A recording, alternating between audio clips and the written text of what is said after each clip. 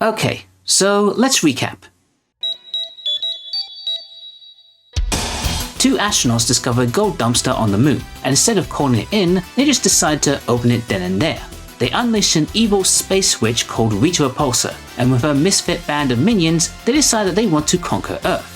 Zordon, a floating head in a tube, has his robot sidekick Alpha summon 5 teenagers with attitude and bestow upon them the ability to transform into brightly colored superheroes. With their new powers, weapons, and giant robot dinosaurs, they continue to foil Rita's plans until she kidnaps a teen of her own called Tommy and turns him into the evil Green Ranger. This works until he is freed from Rita's control and he now fights alongside the Rangers. Sometimes. Rita uses a candle to take away Tommy's powers, but he eventually gets them back because the fans really like him. Lord Zed then arrives, kicks Rita to the curb, and because he hates Jurassic Park, he destroys the Rangers' Zords. This results in them getting new ones, and Tommy ditches his green powers for his shiny new white set that gives him a +2 bonus to his charisma. Also, he's the leader now. Then 3 of the Rangers are sent off to a peace conference, and 3 new people are brought in to replace them. Then Rita comes back and uses a love potion to make Zed fall in love with her, and the 2 get married. Then Tommy fights an evil doppelganger, Kimberly has a Wild West adventure, Billy dates about half the women in the city, and Alpha celebrates Christmas by kidnapping a bunch of children. Also, Bulk and Skull get put in detention a lot because the school system in the city sucks. Everybody got that? Good! Oh, and the movie is non-canon, so don't worry about that. And now that you're all caught up, let's take a look at Season 3 of Mighty Morphin Power Rangers. Season 3 of Mighty Morphin Power Rangers first aired on Fox Kids on December 2nd, 1995. Whilst the show would continue to use concepts and elements taken from Zyuranger and Dairanger, it would also begin adapting parts from the following Sentai series, Ninja Sentai Kaku Ranger, the 18th season overall. That season focused on a group of young ninjas battling to protect the world from ancient evil yokai unleashed from their imprisonment.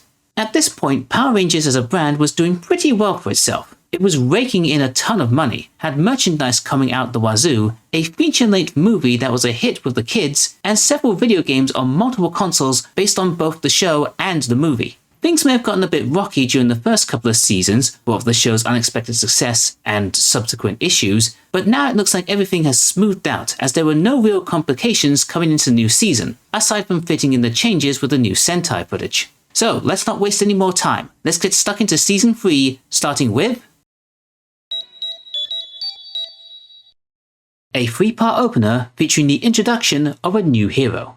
Alpha is concerned about the welfare of his home planet, Edenoi, so the Rangers, minus a sickly Kim, volunteer to go and check it out. Once there, they're attacked by the forces of the evil Count Dragon, and to defeat them, they'll have to rely on the help of a new ally, the Masked Rider.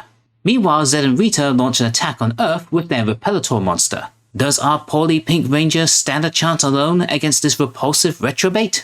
So with the success of Power Rangers, Saban was eager to capitalize on the niche market that he had created by producing a number of similarly themed superhero shows. Amongst them was a series called Masked Rider, which would focus on the adventures of a solo hero and was adapted from another tokusatsu series, Kamen Rider, in particular the show Kamen Rider Black RX. This 3-parter basically serves as a backdoor pilot to the show, which would premiere 2 weeks later. It sadly didn't last that long, only having 1 season at 40 episodes in length. After the 3-parter, Power Rangers would pretty much be disassociated from the show, barring one brief mention of Edenoi in a later episode.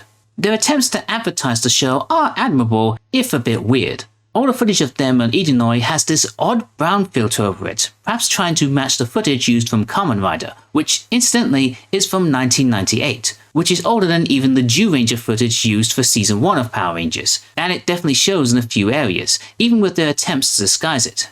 Part 2 is also heavily filled with dialogue, as Dex, the eponymous Masked Rider, delivers his backstory to the Rangers, basically info-dumping the premise of his show. Sadly, his acting comes across as rather flat, though I am willing to accept that this may have been intended by the director. Maybe it got better during the series itself, but it's been a long time since I've seen it, so I can't be sure. Maybe I'll do a separate video on it at some point. The Rangers are mostly here to allow Masked Rider to showcase himself, and even fight with him a little bit until the misunderstanding is inevitably cleared up. And all it took was them mentioning Alpha. Now hold on a second, we only came because Alpha asked us to. Alpha? Did you say Alpha? Why did you say The parts outside of the Masked Rider stuff are decidedly goofy, in a good way. You got Kimberly trying to deal with a bad case of the flu, whilst also trying to fight off the slobbering monster who also catches her cold. Which makes no sense. How is she able to sneeze through her helmet like that? This results in a scene where Finster tries to treat Repellator and even feeds him a comically large pill. Just silly stuff. Though not as silly as Zed's obsession with Count Dragon. He just acts like a big mopey baby, complaining about how Dragon has been successful in conquering worlds while he keeps failing to conquer Earth. It's made even funnier as Rita tries to comfort him while also being completely exasperated by his mood. Not with Dragon moving in on you. Oh, go now, you dunderhead! You just had to say it, didn't you? You just had to mention it! Dragon! Oh, here he goes again. I hate him. It's just really fun seeing the odd family dynamics from these supposedly fearsome villains. Surprisingly, with all of this going on, we even managed to fit in some Bulk and Skull antics. Their new direction will begin properly in the next episode, but here they've pretty much given up on trying to find out who the Power Rangers are, and instead are trying to trick a couple of girls into liking them by pretending that they are the Power Rangers. It goes about as well as you'd expect, but you gotta give them credit for their costume design. Still way better than the Dark Rangers. I actually feel kind of sorry for Bulk as he tried to approach them normally, but he ended up embarrassing himself. Don't worry, buddy. I have a feeling this will be a good season for the two of you.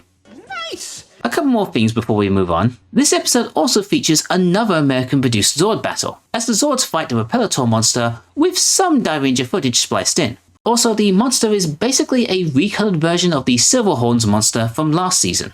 Reusing old monster costumes is a habit that the show will get into more frequently as it goes on. The music used during some of the scenes on Edenoi may sound familiar to you, as this is apparently stock music that Saban has and is more prominently associated with the first few seasons of Digimon. It's only mildly distracting if you're aware of it. Maybe Dex is one of the Digidestined?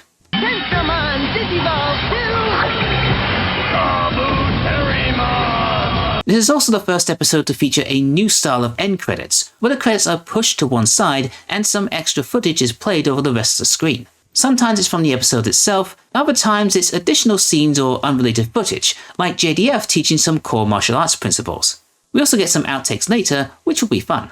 With all of that out of the way, we can begin Season 3 properly now, and we've got a hell of a doozy to start us off. Okay, now we can do the ninja stuff. The Moon Palace is rocked by the arrival of Rita's brother, Rito Revolto.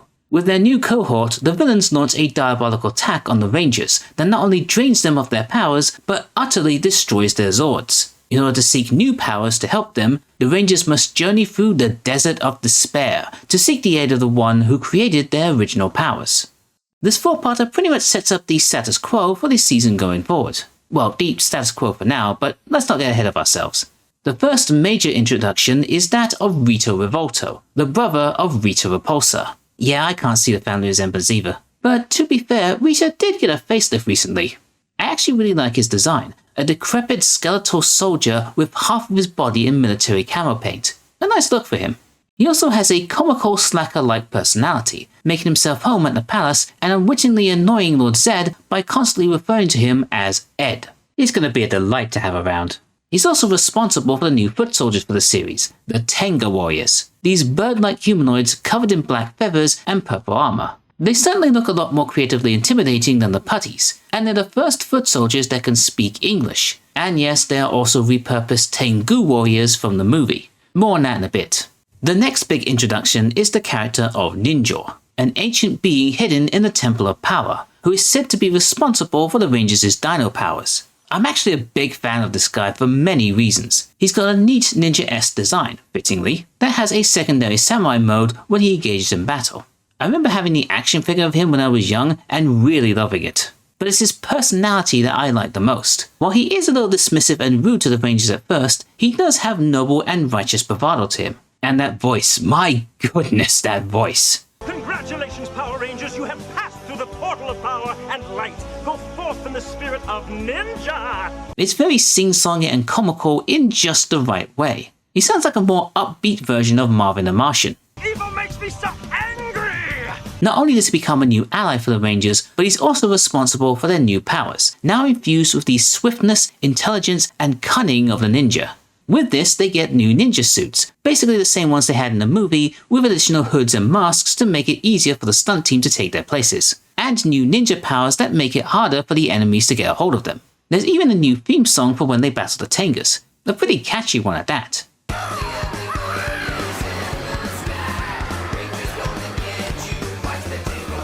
Going somewhere? As you wish. They can morph back into their regular ranger suits, which is a bit disappointing that they don't get new ones, but these are iconic for a reason.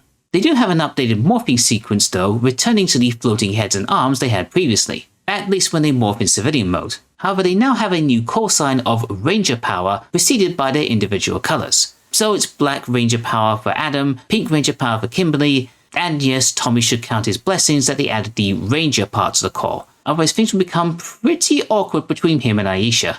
Of course, with these new powers come new responsibilities. I mean Zords, the Ninja Zords. This time inspired by creatures more in line with ninja mythology. The ape, the bear, the wolf, the crane, the frog, and the falcon. And yes, they do a better job of selling Adam on the frog Zord than they did in the movie. My frog. When the main 5 Zords combine together, they form the Ninja Megazord. And instead of calling for a giant sword to help them, they just punch their opponents into submission.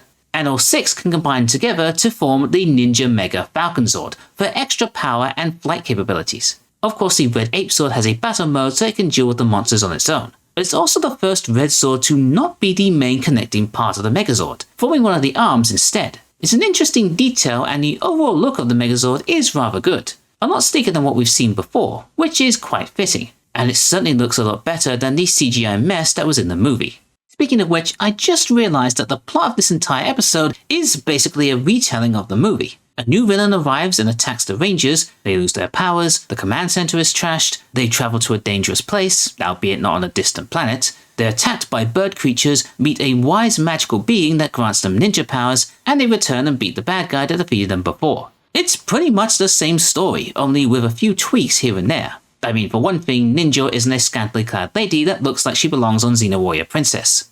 In many ways, it's even done better than it was in the movie, like the scene where the Thunder Zords are destroyed. This is actually rather harrowing. To see the Zords fall apart, limbs and wires splaying everywhere, and the Rangers looking on not being able to do anything about it. This feels pretty hardcore. And let's not forget that this was preceded by another American-produced Zord battle, and a decent one at that. Seeing the Thunder Zords interact with a multitude of monsters instead of watching stock footage from different Sentai helps to add to the overall feel of the battle and the eventual outcome. I could go on about all the little details in this multi-parter, like the updates to the intro for part 4 to reflect the overall changes, the weird Pita impression from the Vampirus monster, and yes, it does actually sound like him this time. Yes, my lord. Annihilate the Temple of Ninja Powers. I hear you, and I obey! Ninja having his own cool theme music. Never underestimate the power of ninja! Aha! Zed and Rita having a new method for growing their monsters, and Ernie extending his business to include an outdoor cafe. But you're probably wondering, when am I going to shut up and get to the part about Bulk and Skull? Alright, keep your hat on, I was just getting there. The duo go through probably their biggest change in direction this season, as after overhearing 2 women talk about how much they love a man in uniform, they declare their intentions to join the Angel Grove Junior Police Division, much to the shock of Ernie's clientele. And this is quite the image. All those shocked expressions and jaws hanging open, they act like the 2 just decided to drop their trousers and expose themselves to everyone. I think Kim is my favourite, mainly because I remember what she thought about them in season 1. But yeah, we kind of get like a mini Police Academy style arc for them through this multi-parter, which includes introducing another new character to the series, Lieutenant Stone, first name Jerome. He more or less takes on the straight man role to the antics of our favourite twosome. In this episode, he helps acclimatise the 2 to life on the Force, including getting them regulation haircuts. And I always forget about how long Bulk's hair was back then, as well as putting them through their paces in a montage of training exercises, complete with a nifty little theme entitled Shape It Up, Bulk and Skull. Shape it up, shape it up, shape it up, Bulk and Skull. Shape it up, shape it up, shape it up, Bulk and Skull. By the end, they actually graduate and become official junior police officers. And what's doubly great is that the Rangers come to their graduation ceremony and congratulate them, proving that the animosity that they once had to each other is more or less gone now. It's just really nice to see that. Also, I just want to mention this one bit where the police have a wanted poster of Rita on their wall. It's just funny to think that the police could end up arresting an evil witch from outer space. Whew, well, that was a lot to go through, wasn't it? Let's hope there's not any more big changes coming soon, right?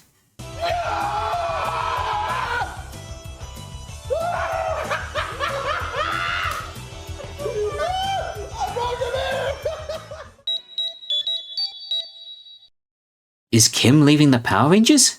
Yes, but not just yet. Kimberly's mother is getting married to a French painter, which leads to the possibility that she may have to move to Paris. This causes her to have nightmares about a monster named Artiste, and things only get worse when Zed and Rita use Finster's newest device to bring the monster to life, leaving the Rangers struggling to find a way to deal with this insipid illustrator. I'm at the very least glad that they haven't forgotten about Kimberly's parents being divorced. It's not brought up often enough and not utilized particularly well for my liking, but I'm at least happy that they're doing something with it. Having said that, this episode is just okay. It falls into the same trapping that most other episodes do, in that the issue of the day is brought up at the beginning and then forgotten about until the very end, where it's resolved rather quickly. In this case, Kim is just going to stay with Aisha's family. It wouldn't normally bother me so much, but this feels like too big a deal to just hand wave a solution at. We're not talking about passing a test or joining a sports team, we're talking about moving halfway across the world. Sure, we get great acting from Kim expressing her concerns and all, and a simple yet effective dream that visualizes her fears. But she doesn't even talk to her mother until literally the last minute of the episode when, like I said, everything is just rushed through to a neat and tidy conclusion. I just feel rather let down. The fights with the monster are also somewhat disappointing. Granted, Artiste Mode does have a fun design and concept to it, even the stereotypical French accent is somewhat amusing, but the Ranger fight just involves him pointing his paintbrush and zapping them, and he also apparently can't be hit by them until the show decides he can for some reason. Even the Zord battle, which features the first look inside the new Megazord cockpit, is over in less than a minute. I mean, I wasn't expecting much, but you couldn't have given us a little bit more at least? By the way, I just want to point out that Rita and Zed now have this all-powerful device that can bring people's nightmares to life. And they're never going to use it again, are they? Typical. Looks like nothing has changed this season. There's always going to be some kind of weird one-time MacGuffin device that's never brought up again. Even Bulk and Skull's antics in this episode are kind of blah. They try to track down a missing painting, having a somewhat amusing interaction with the Rangers, and then it turns out that the artist just took it away to get the frame repaired. There may have been some other scenes filmed from this subplot, judging by one of them popping up in the end credits, but without them, this is just really disappointing. Not one of their finest efforts. Let's see how much shade I can throw on this episode. Actually, no, don't. That joke doesn't deserve it. Adam is trying to figure out the meaning of a message on his family's sacred lantern, believing it has some kind of special power. Hearing this, Zed and Rita plan on stealing the lantern in order to harness its power and create the terrifying monster Lantera.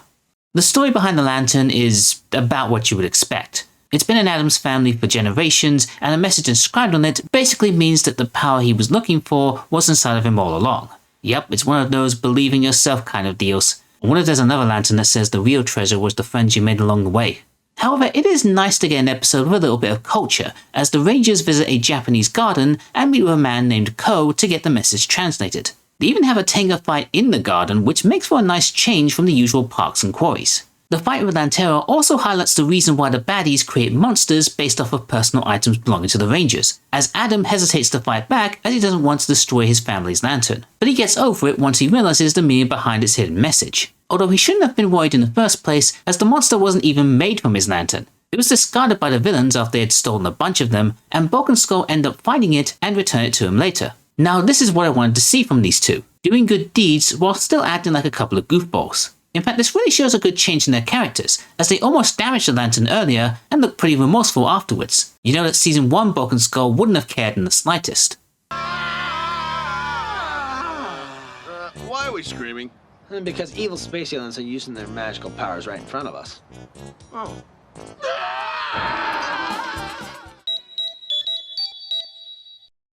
Wait, this school has teachers other than Miss Appleby? And where is she anyway?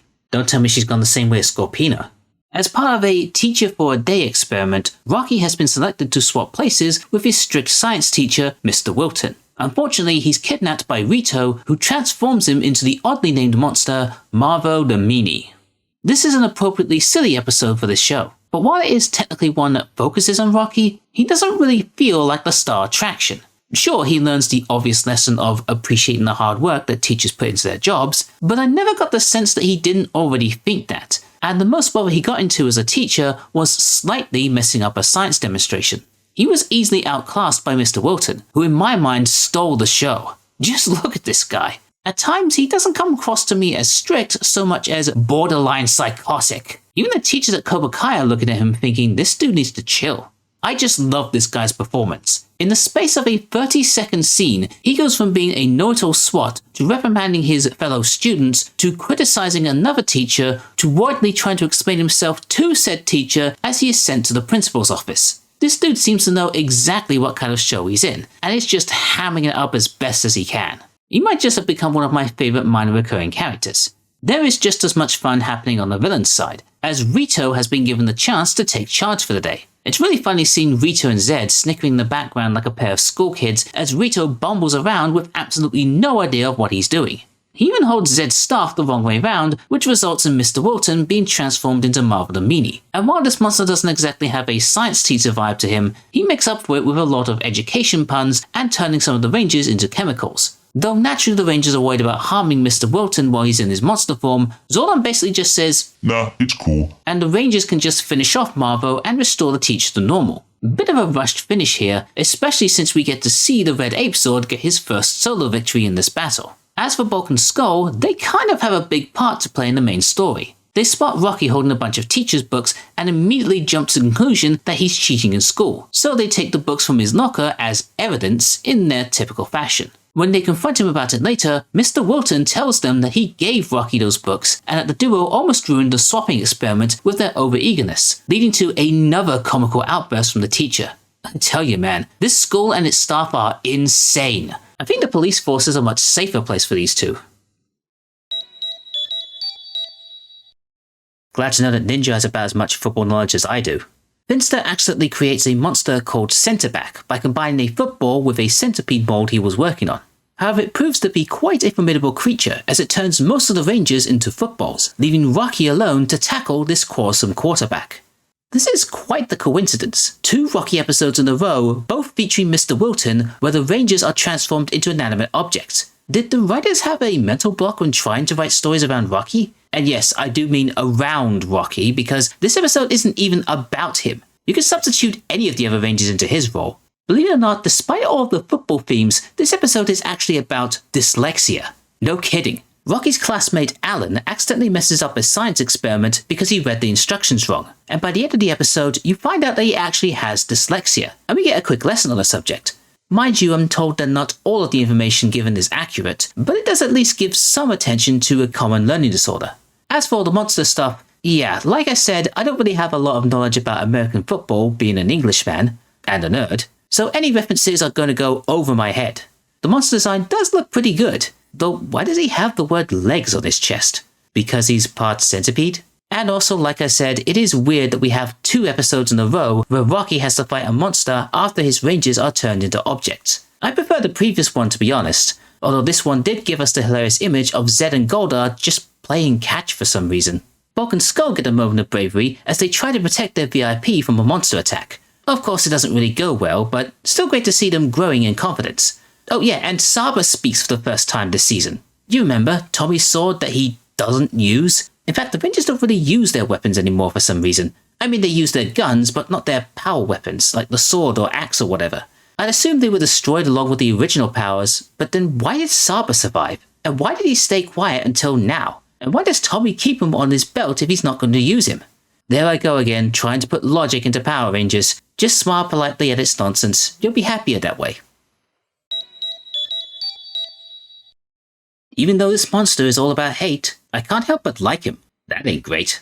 Kimberly has been accepted into the prestigious Angel Girls Club. However, when Aisha doesn't make it in, she finds out that the reason for this is less than altruistic. Zed and Rita send down a monster called the Hate Master, whose powers of hate turn the Rangers against each other. Only Aisha is unaffected, and she alone must find a way to dispel the hatred before the Rangers destroy each other. So with an Aisha-focused episode literally called Stop the Hate Master, you'd think that Power Rangers was about to tackle the subject of racism. But on the one hand, it makes sense. Diversity has always been one of the core principles that Power Rangers has always tried to stick by, both for its casting and content matter. On the other hand, can you really trust a show this goofy and off the wall to discuss such a hot-button topic with the delicacy and gravitas that it deserves? Thankfully, I think they managed to circumnavigate this well by disguising their racism allegory as elitism. It turns out that Aisha's exclusion from the club was the work of one of its members, Veronica, who didn't want Aisha to join because her family doesn't make enough money in her eyes. It was revealed at the end of Part 2 that she had been doing this with other prospective members and subsequently had been kicked out of the club. While this part of the story is only relegated to the beginning and the end of the two-parter, it does help to set up the main talking point of mindless hate. Aisha is clearly upset by Veronica's actions towards her, and hearing about the reasons why doesn't help shift her mood. It's only thanks to a visit from her sweet angel of a grandmother that she's able to gain some perspective, that she needs to rise above the hatred and recognize the love that she has from her friends and family. It's a simple message, but one that I hope that we can all learn from. Especially nowadays.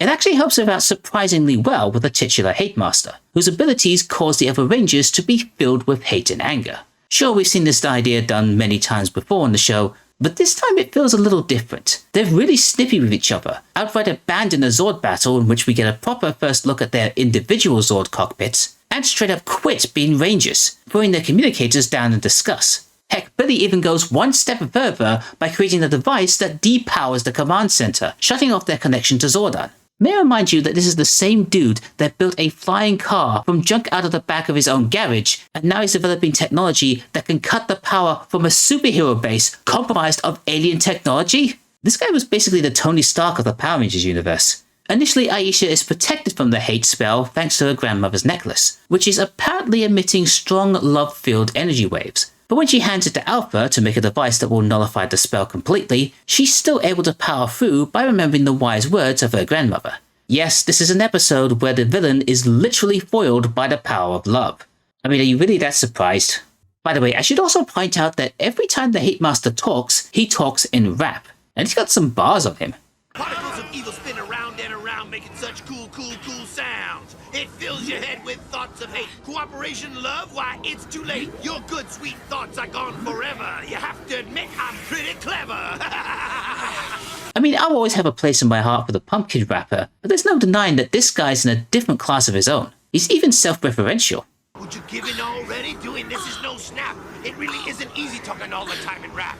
Mind you, he is pretty much just a punching bag for the Rangers during the final Zord battle. But at least we get to see each Zord have a moment to shine. My favourite being when the Frog Zord breathes fire onto the monster and sends out an army of smaller frogs that attach to and electrify him.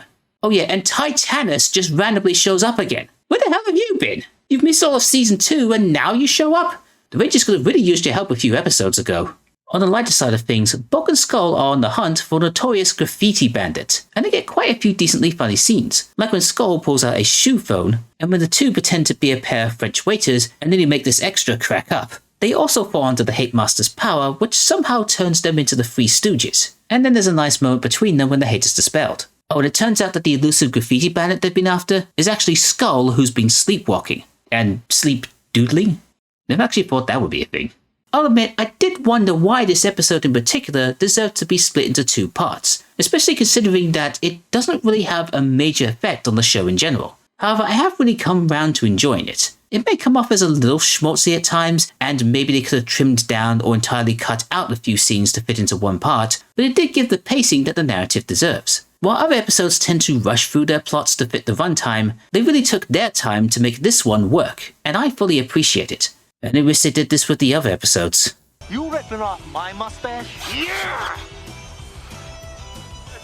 You putting my mustache on my nose?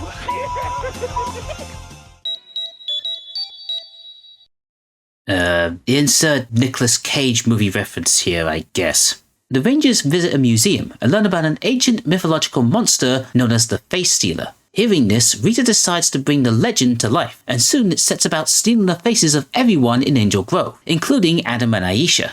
To be honest here guys, I found this one to be kinda meh. It's a simple, straightforward episode with nothing really that memorable about it. I mean, the monster has a cool design, and seeing some of the Rangers lose their faces is kind of a neat idea, even if it is just a white mold covering their face. But for the most part, this just felt average. Even Bulk and Skull's part felt pretty inconsequential. They act indifferent to the Face Stealer legend, they're the first to get their faces stolen, and later they try to take credit for getting the stolen items back, only to be accused of stealing them in the first place. Really isn't much of anything. The only thing that stands out from this episode is when the Ninja Mega Falcon Zord combines with Titanus to form the Ninja Ultra Zord, the only time this happens in the show. This was achieved by the crew just sticking the toys together. In fact, this whole scene looks literally like a toy commercial, which I guess is what they would want. So yeah, sorry I don't have much to say on this one. Still, this was quick. Oh, there you are, Miss Appleby. Thank goodness you're okay. I mean, who else is going to give Bulk and Skull attention for merely existing? Rita discovers Finster's secret love potion and accidentally causes his newest monster, Miss Chief, to fall in love with him. He then sends the infatuated fiend down to Angel Grove, where she uses the potion to cause trouble and heartache for the Rangers. While the threat itself is not that much of a deal, the love potion thing is resolved with little issue and then it goes into the standard monster battling, this episode does bring to conclusion a few long-standing plot details. The first is that of Rita and Zed's relationship. Finster lets slip to Rito that his sister used the love potion on Zed, and Rito subsequently blabs this out to Goldar. He orders Finster to create an antidote which cures all the love-struck humans on Earth. However, when it's used on Zed, surprisingly, it doesn't work, meaning that Zed's feelings for Rita are in fact real. I don't know if he just learned to love her during their marriage or that the potion unlocked some hidden feelings, but yeah, dude is legit into her. It'd be heartwarming if their hearts weren't cold as ice. Also, hi Serpent Era, still being made useless? Okay.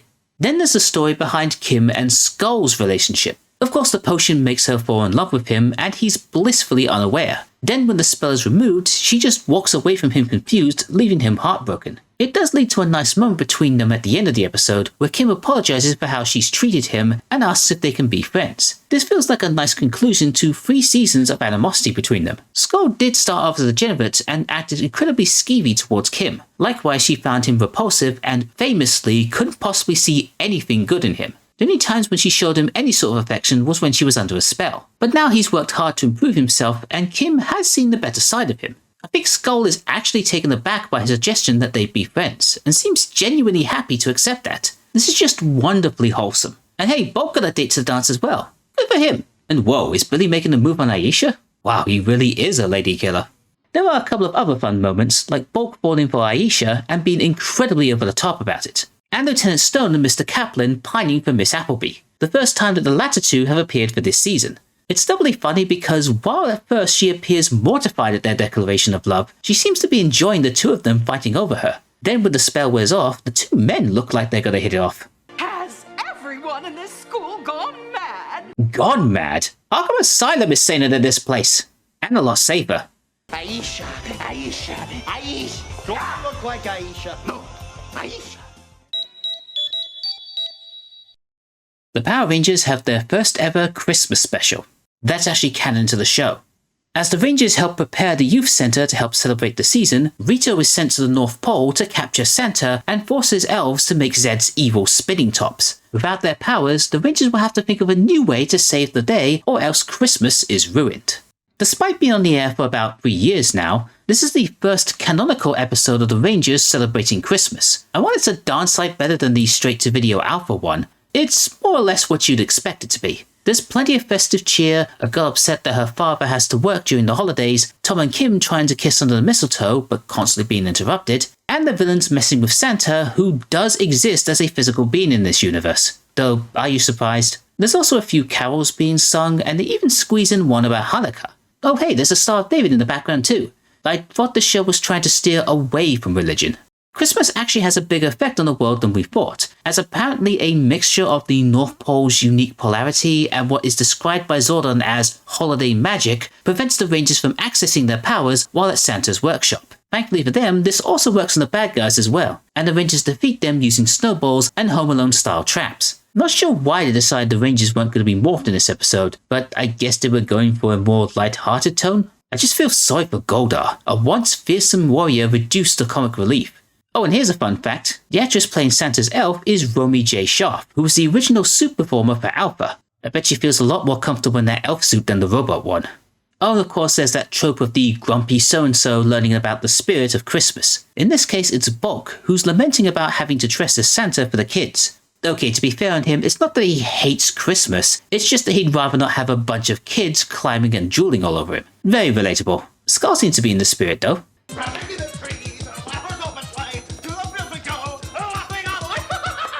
Typically, Bulk does learn the true meaning of Christmas by the end, and yes, it is as overly sentimental as you would expect it to be. Now, the placement of this episode in the running order is kind of iffy. While most sources place its numbering here, it actually aired much later in the season towards the end of November, probably because it's that much closer to the actual holiday. However, it was also released as a straight-to-VHS special in September, just as the season was beginning. I'm just sticking it in here because that's what most sources tell me to do.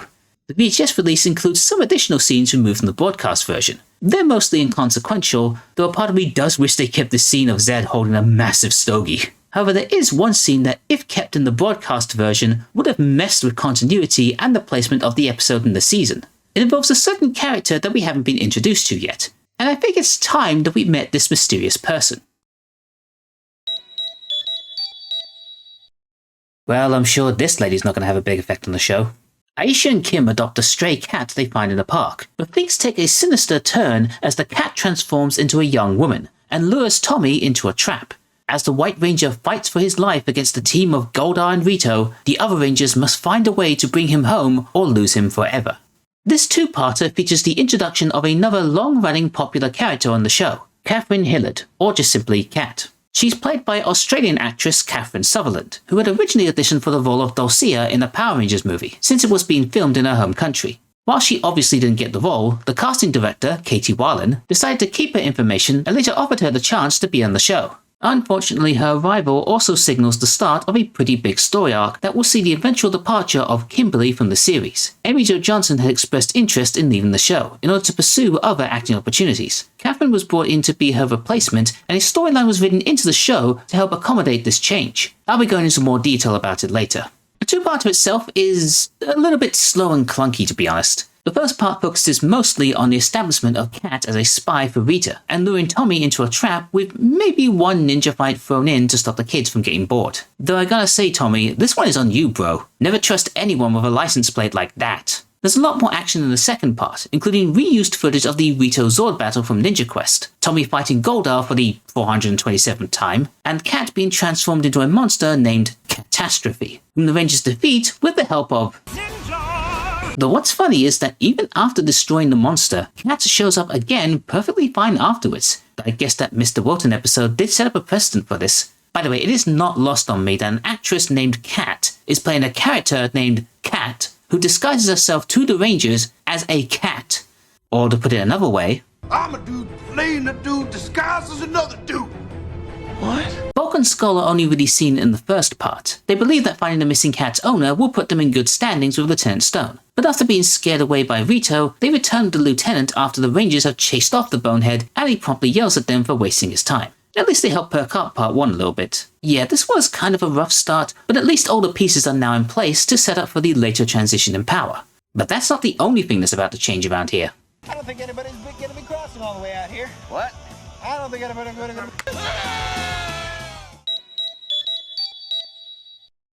Ooh, look kids, shiny new toys to bug your parents into buying. Lord Zed has discovered the location of a set of ancient Zords, and plans to use them in his quest for dominance. To this end, he has Cat steal the pink power coin and lure a weakened Kimberly into a trap. With the Falcon Zord and Ninja also held captive, the Rangers may have no choice but to give in to Zed's demands and be the pilots of his new Zords. Those new Zords that the Rangers eventually gain control of are the Shogun Zords, the first set of bipedal Zords that each of the Rangers can control. While we don't see much of them individually in their first outing, we do know that they carry their own unique set of weapons, and appear to be more nimble and swifter than other Zords. When combined, they form the Shogun Megazord, a towering fortress-like mech that can summon a literal fire sword. This thing looks really damn cool. Interesting fact, in the Sentai, the Shogun Zords were actually introduced before the Ninja Zords. Power Rangers just swapped them around for their show, which does make sense. The arrow-based Zords are closer to what we're used to, and the Shogun Zords do feel a lot grander in design. Makes more sense they would be introduced later in the series. The fact that there are only 5 of them also ties in well with the current story, as Cat manages to steal the pink power coin, which causes Kimberly to feel weak. The reason for this is that Ninja apparently created the new power coins by linking them to the Rangers' natural energy, and with Kim's coin in the hands of the villains, it has a negative effect on her body. She can still morph into a Ninja and Ranger forms by drawing on power from the others, but it's quite clear that this is only a temporary fix. A nice touch at the end of the episode is where Kim worries that her days as a Ranger might be over, and Tommy is there to reassure and comfort her. A great callback to the end of the Green Candle saga. We also get some development of Cat's story. While she continues to follow the commands of Rita and Zed, she also begins to develop an attraction towards Tommy, and subsequently sees Kim as a rival for his affections. This gives her her own personal goal to work towards, and makes her more than simply another pawn in the villain's plans. On top of that, we get a few hints that she may not be completely evil, as we see signs of her showing remorse for her actions, and the show keeps it rather subtle. Well, about as subtle as this show can do. This 3-parter does a great job in continuing where the previous 2-parter left off. There's a great mix of action, drama, and suspense building throughout all 3 episodes. The biggest moment arguably being when Lord Zed is allowed into the command center. Instead of just talking to them via a projection, it is chilling to see him appear in the Rangers' base of operations, throne and all, and talking to them face to face, gleefully mocking them and issuing his demands. It's actually kind of fun to see him acting so diabolical to them. He's quite active in this story too, as when Tommy goes to rescue Kim, Zed confronts him and engages in direct combat with him. The first and, I think, only time he actually battles with one of the original Rangers. And he's pretty formidable, throwing Tommy around like he's nothing and even mocking his distinctive hi-yaring to boot. Zed gets to have a lot of fun in this episode, even hitting Finster with a zinger. What is it this time, Finster? A monster that blows itself up? Speaking of monsters, we do get 2 in this story, but they mostly don't leave much of an impact. Part 2 has Incisorator, or Frankenstein as Zed keeps on calling him for some reason, and while he does a good job in fighting the Rangers, he only serves as a distraction and then disappears never to be seen again. The Rangers don't even get to destroy him. Instead, he's replaced by the Sea Monster, who's only here to be the Shogun Megazord's first victim. Which is a real shame because this design is gnarly, like the most grotesque flasher you've ever seen in your life. How can Power Rangers even dare to use a design like this and only make him a throwaway villain?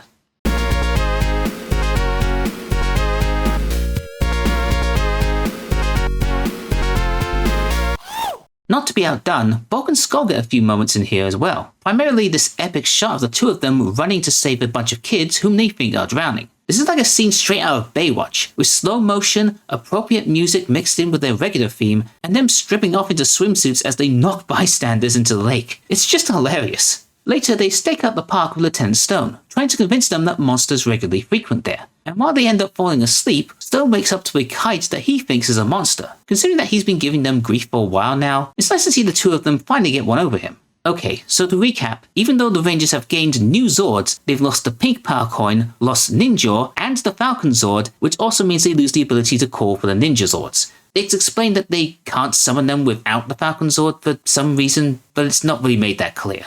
Man, isn't there something that we can give them to cheer them up?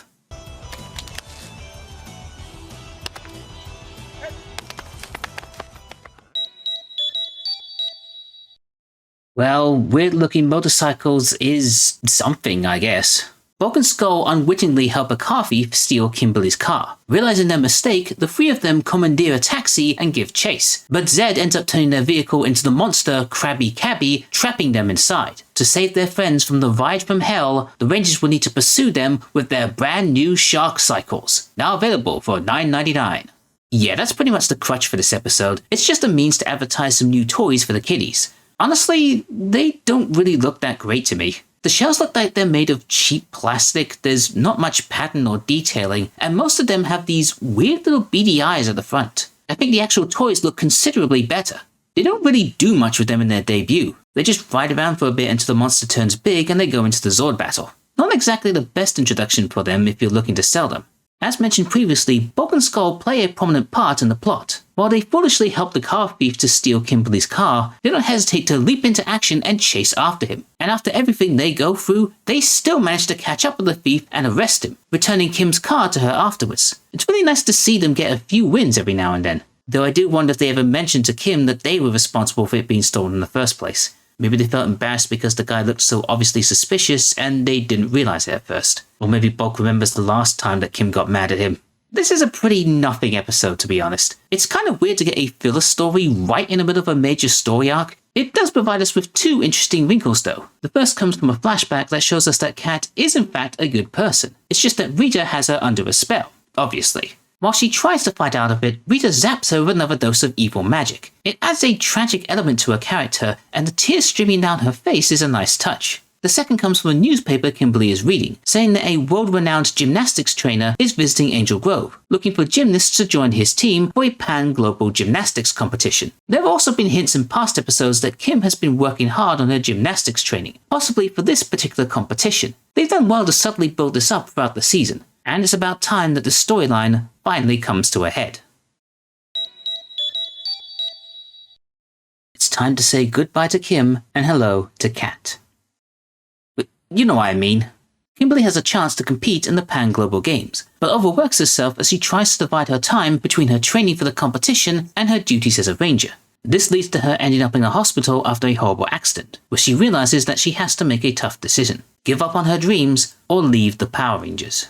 This entire storyline revolving around the Pink Ranger is some of the best writing I've seen from this series, and this three-parter is absolutely the cream of the crop. The acting on display here is top quality, with everyone putting in their very best, especially Amy Jo. You can tell that this is someone who takes her acting very seriously, and this was an opportunity for her to show just what she is capable of. And she does a great job of showing how difficult Kim is finding having to make this decision, as well as the physical and mental toll trying to do everything is having on her. Her fall from the beam is a lot more scary than anything she has done as a Power Ranger, because it feels a lot more real, and the directing and camera work does a good job in making it feel as such. Likewise, everyone else does a great job in being caring and supportive to Kim, helping her to make the choice that they know she wants to make. Even Zordon assures Kim that he never intended to keep them from following their own aspirations. He's always been kind of cool about that, like when he gave the Rangers a chance to leave after the events of Doomsday in Season 1. For as silly as this show can be, its writing can be really good, when it's not focused on goofy monsters with puns in their names.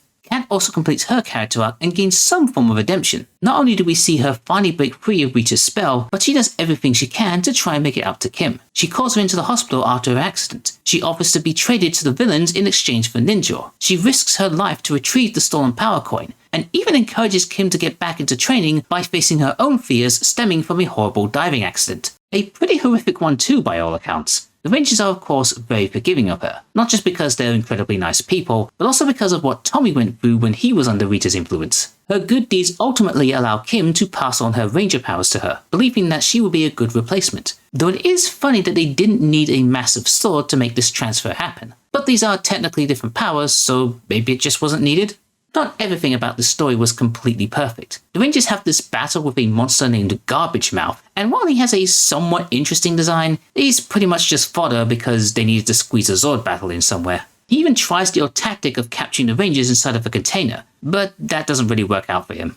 Thankfully, Bulk and Skull do provide some form of levity for such a heavy plot, as they believe that Kim's trainer might be an international spy that they heard about on the news. It gets a few comical moments like them pretending to be gymnasts and roping in Lieutenant Stone to spy on him in the hospital. But it's dropped pretty quickly into the second part, and probably for the best. Like I said, this is a heavy and important plot, and you don't want to take away too much from it. They do show up to celebrate Kim winning her tryout, and while I don't get one proper final scene between them, it's still nice to see them being supportive. This three-parter was a fantastic way to send off Kim's character. While last season they had to hurriedly ship off half of the main cast due to behind-the-scenes unpleasantness, because they knew Amy wants to leave the show, the writers had time to create a storyline that gave her character the send-off that she deserved, while also introducing a new character for the fans to become familiar with, and give her a story arc that would allow the transition of the Pink Ranger powers to feel more natural. I'll get more into my feelings on all of this in my overall summary, but for now, let's see how our new Pink Ranger gets on. You will command the Pink Shark Cycle with precision and care. Heavy accent. Gray hair.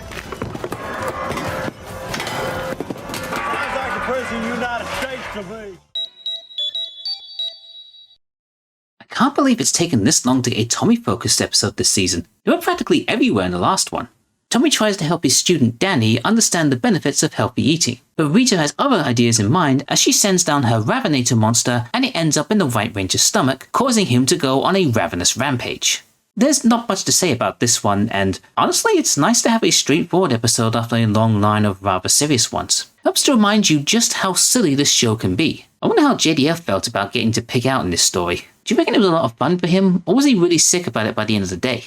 There's not much in the way of action either. We did see Kat in her first fight as a ninja, and she was able to hold her own very well. The battle with Ravinator, once they got him out of Tommy, didn't last that long. A quick skirmish with him as Rangers, and then the Zord battle was over and done with in an instant.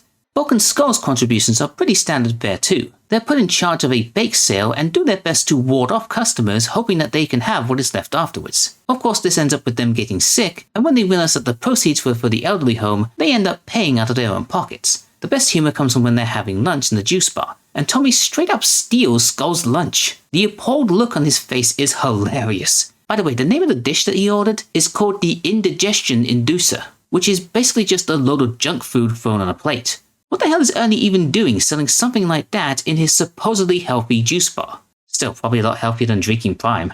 Oh yeah, dessert.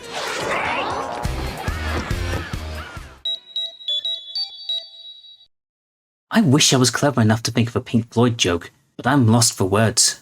Cat organizes a crew to clean up an old lot, in preparation for a homeless shelter. Disgusted by this, Rita sends down her own crew to mess things up for the Rangers, but when she tries to turn Cat into a monster again, she misses and turns a portion of the wall into the Brick Bully.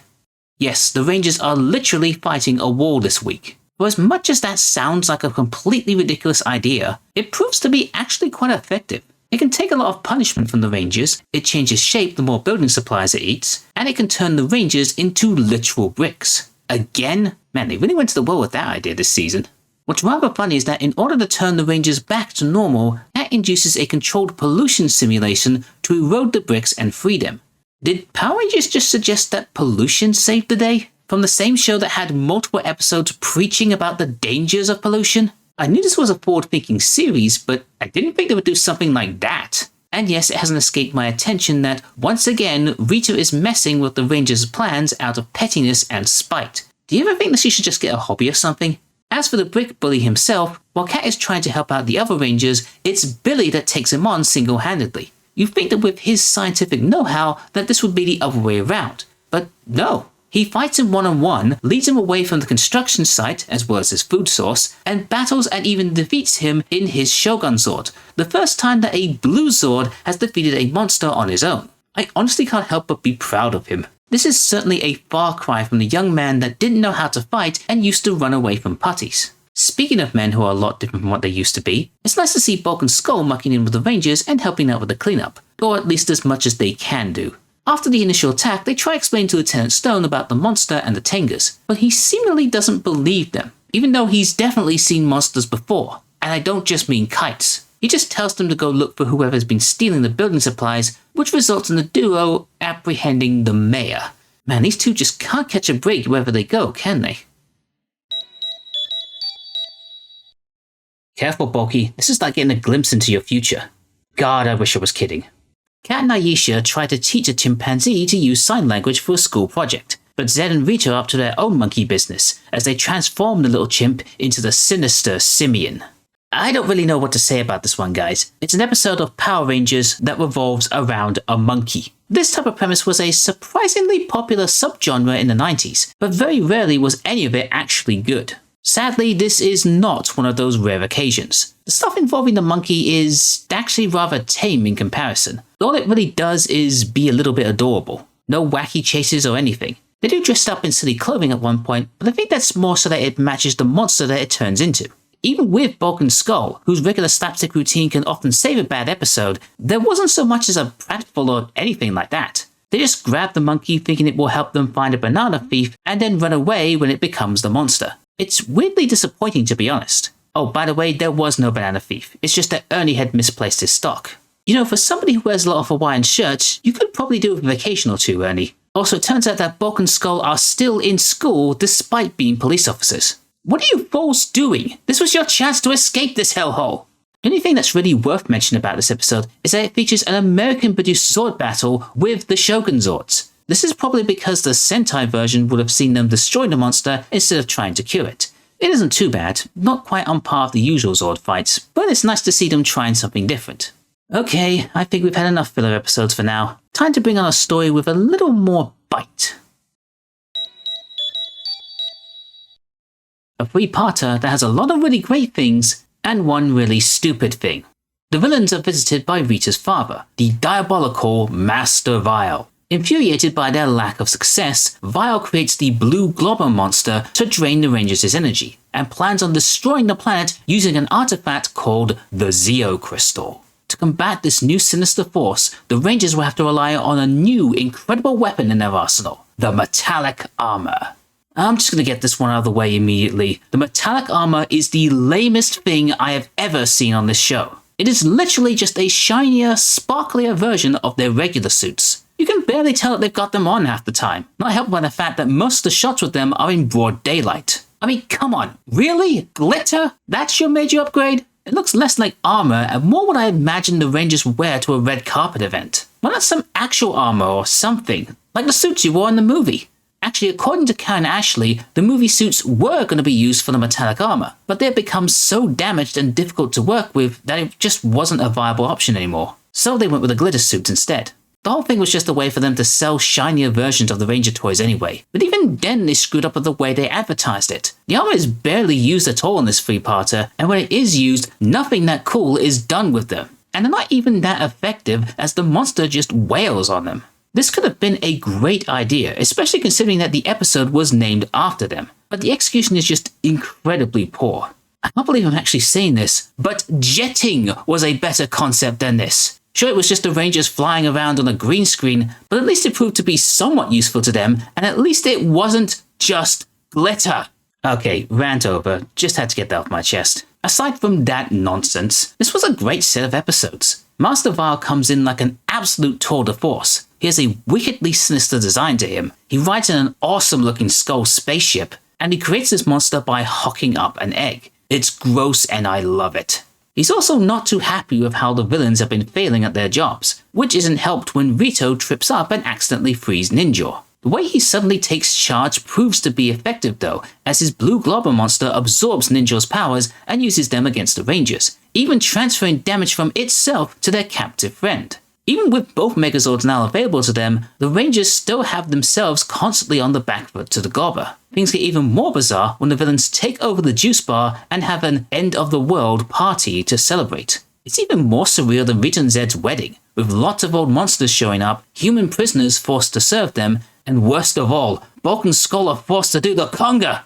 This all culminates in an epic final battle, with both Megazords and Ninja facing off against the Globber and Vile. They even form a new configuration in the Shogun Mega Falcon Zord, and while the Globber is defeated, Vile manages to escape. It's a fantastic climax to such an exciting story. The episode also introduces us to an object that at first seems to be just another MacGuffin item, the Zeo Crystal, an all-powerful artifact that was sealed in the Caves of Deception deep beneath the Moon Palace, with enchantments placed on it to destroy anyone who isn't purely good from taking it. Naturally, Tommy heads in to retrieve the crystal while Kat distracts the villains, pretending that she wants to be evil again. Tommy faces off against a bunch of illusions, including his old Green Ranger form, before he makes it to the crystal. It fights him, detecting the deeds that he did when he was with the bad guys. But the many good deeds that he's done since joining the Rangers is enough to win over, allowing him to retrieve it and rescue Kat from the villains. They later decide to split the Zeo Crystal into pieces and scatter it throughout time and space. I know I'm just kind of recapping what happens in the episode, but trust me, this will become important later. By the way, I also love the device that Kat is forced to step into to prove that she's evil again. It's called the Reviler or something like that, and it's meant to drain all the good out of her. I just love how cheap looking it is, right down to the indicator showing just how much evil is inside of her. Oh my god, it even has a little Z on the pointer. That is adorable. This was a really fun set of episodes. Aside from the stupid metallic armor stuff, we got to meet an interesting new villain, saw the Rangers in great peril, had an awesome battle between multiple Zords and monsters, watched Tommy prove once and for all that he is good, witnessed a most wild and peculiar party, and set up plot details for future storylines. Sure, Bulk and Skull didn't have any particularly substantial roles to play, but at least they got to have a dance and ride horses. Oh no! Not again! Did Master Vile really win? You decide. You know, it's funny. Power Rangers did have a live show going on at the time, but not a musical one. Maybe they saw how well the Turtles one went and thought, nah, best leave that idea alone. Aisha and Kat are putting together a song for the high school singing contest, but Master Vile sends down his monster Dischordia, and pretty soon the Rangers are falling to the harmonies of this serenading scoundrel.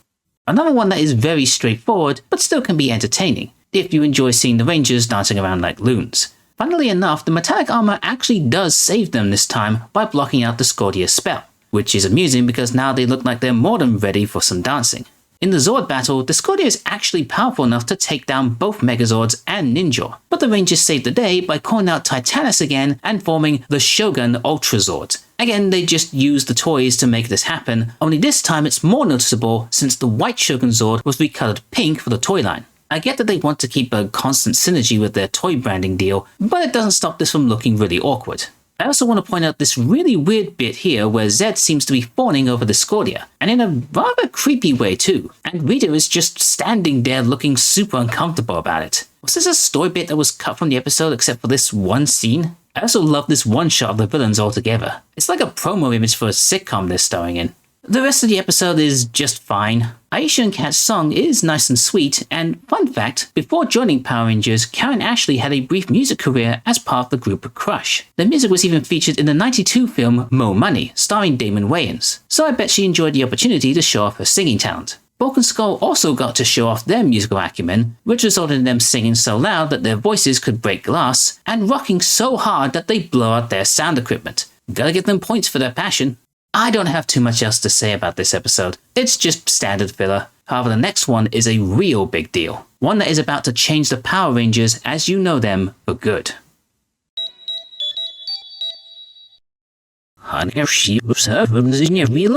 The Rangers take a trip to a carnival to celebrate Kat's birthday, but Master Vile intends to ruin their fun when he unleashes the mighty power of the Orb of Doom, which causes everyone in Angel Grove to de-age and turns the Rangers into kids again. While they retain their memories this time, they don't have access to their powers. All they can do is watch helplessly as the villains make themselves grow and head towards the city.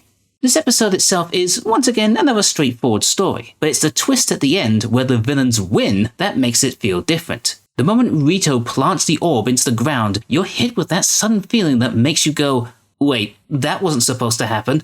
The episode then takes a darker turn. The music becomes sinister and foreboding. The sky darkens and fills with thunder and lightning. You watch in horror as everyone in the carnival becomes younger, and chuckle a little when it also happens to a dog. It's quite jarring to watch what at first seemed like a very normal episode quickly turn into a nightmare scenario. We were having such a fun time prior to this. The Rangers were enjoying carnival rides, Broken Skull accidentally gave Lieutenant Stone a parking ticket, even Zed was humorously pointing out to Vile that he had already tried turning the Rangers into kids before and it failed. Nobody expected this to end on such a dramatic cliffhanger. But like I said, this marks the beginning of a major change to the show, as this is effectively the last episode of Mighty Morphin Power Rangers. I say effectively because technically Season 3 isn't done yet. There's still 10 more episodes to go, but these last 10 are considered by many to be a full-fledged season on its own. Even the Ranger wiki site where I get most of my information from classifies it as a mini-series of sorts. I'm going to continue as if it's part of Season 3 anyway, but just to be on the safe side, Mighty Morphin Alien Rangers first aired on Fox Kids on February 5th, 1996. It continued to use the established story and elements from previous seasons, whilst adapting even more concepts from Ninja Sentai Kaku Ranger. This might end up getting a bit confusing, but bear with me and we'll get through this. So let's kick off Season 3.5, starting with... Please welcome your not quite ready for primetime Ranger Replacement Service. With the Rangers now as powerless children, Zed's forces run riot on the streets, and Master Vile prepares to enact a plan that will destroy Zordon once and for all. Fortunately for the citizens of Angel Grove, help arrives in the form of strange beings from another world. So these will be your Rangers for the remainder of the series: Delphine, Aurico, Sestro, Tidius, and Corcus, a group of aliens from Aquitar, a planet mostly covered in water. Their appearance is typically humanoid, with ridges across the face that somewhat resemble a mask, and slightly enlarged heads that suggest a highly evolved species. They speak in a very calm yet inquisitive manner. However, the voices are given this warbly filter to them, which makes it hard to understand what they're saying most of the time. Also, their clothes have a very Star Trek uniform-like quality to them, and I find it funny that Delphine is the only one that has hair, in case you couldn't tell she was the sole female member of the group. They use the same morphing cores as the other Rangers, only with Aquitar in place of the word ninja, and their morphing sequence has them inside this fishbowl sort of thing. It's not terribly impressive, but it gets the job done, I suppose. Their Ranger suits are also a bit hard to get used to. But I think that's where the genius of making them aliens helps out, as they are so different from the Mighty Morphin ones that they might as well be from another world. That being said, I don't know how fond I am of them exactly. Obviously they are the suits taken from Kaku Ranger, and as such they fit the ninja motif a lot better. But they also feel a little plain. There's too much of their individual ranger colors with no discernible patterns other than a single lightning bolt to break things up. They're not bad suits exactly, they just don't have much going on with them.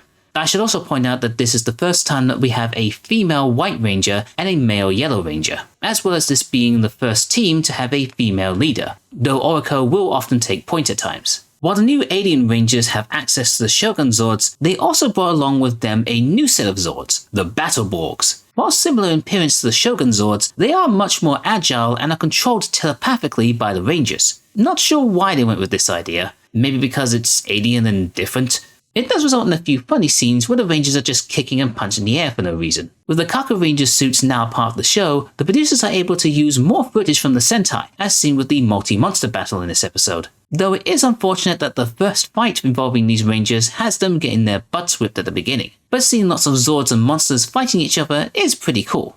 As for the rest of the episode, while things start off as pretty grim for the now powerless Rangers, the mood quickly shifts towards more goofy, childish shenanigans. The villains are called back by Master Vile for reasons. The kids outwit Rito's squad using cartoon logic and Home Alone style traps, and when some of the group are taken in by the police, Tommy and Kat help to free them by playing the old two kids in a raincoat trick. How did we go from an absolute doom and gloom situation to hijinks ripped straight from a Saturday morning cartoon show? But probably the funniest, and perhaps dumbest thing out of all of this, is that the command center is out of power, because it's also returned to a previous point in time where Alpha had unplugged the main console in order to use a vacuum cleaner.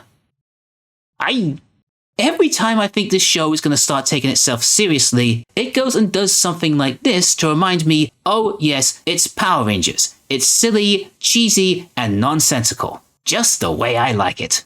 As kids, the Rangers are portrayed by the same actors who played them last season, save for Kat, who's played by the girl who played her in the flashback scenes earlier. While their acting can be varied, I think they do a decent enough job portraying their characters. Young Kat also has a noticeably thicker Australian accent than her older counterpart. Hulk and Skull are also portrayed by the same kids from last time. And just like last time, while they are antagonistic towards the Rangers, they do help them out during the chase with Rito's goons. Wait, who are those people picking them up from the police station? That's not Skull's mom. Either she developed the punk persona later in life, or someone needs to call Child Protective Services. Then again, considering the officer in charge, I'm not surprised that something like this happened. The only other thing worth mentioning is that after his plans have failed, Master Vile throws a massive tantrum and decides to peace out for the rest of the season, much to the joy of Lord Zed. Yes! I never thought I would be happy to see the goody goods triumph, but Gulda, I am very, very happy! Oh, it's nice to see good things happening to bad people. Wait, that's not right. This two-parter is a great follow-up to the cliffhanger fans were left on a few months prior. Though if you want my opinion, and you've clicked on this video so why wouldn't you, it's better to look at these 3 episodes as a collective. While Rangers in Reverse did lead on to an intriguing cliffhanger, as an episode on its own, it feels a little lacking. There was a fair bit of set-off, but not enough to suddenly leave viewers waiting months on end for the payoff. If they branded this as a 3-parter with the Alien Rangers' arrival, maybe it would gel a lot better. But I don't know. It just didn't sit right for me. For as good as these episodes are, I strongly recommend watching them as a whole to get the full experience. For the remaining episodes in the season, the opening titles are changed to reflect the new status quo, as they have done previously for other major changes. They have a new logo, the theme song is altered to where the word alien is sung instead of power most of the time, and the kid actors are credited alongside their older counterparts, except for Kid Bulk and Kid Skull for some reason.